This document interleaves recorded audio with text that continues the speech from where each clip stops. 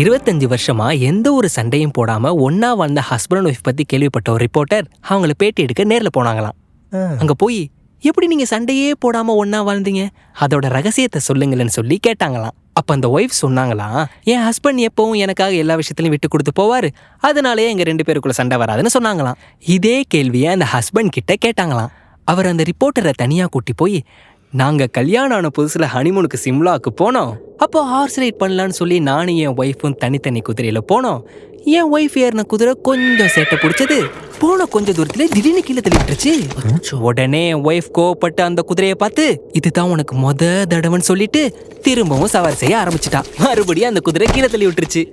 இதுதான் உனக்கு 2வது தடவைன்னு சொல்லிட்டு திரும்பவும் சவாரி செய்ய ஆரம்பிச்சுட்டா. மறுபடியும் அந்த குதிரை கீழே தள்ளி விட்டுருச்சு. இதுதான் உனக்கு 3வது தடவைன்னு சொல்லிட்டு திரும்பவும் சவாரி செய்ய ஆரம்பிச்சா. மறுபடியும் அந்த குதிரை வழக்கம் போல கீழே தள்ளி விட்டுருச்சு.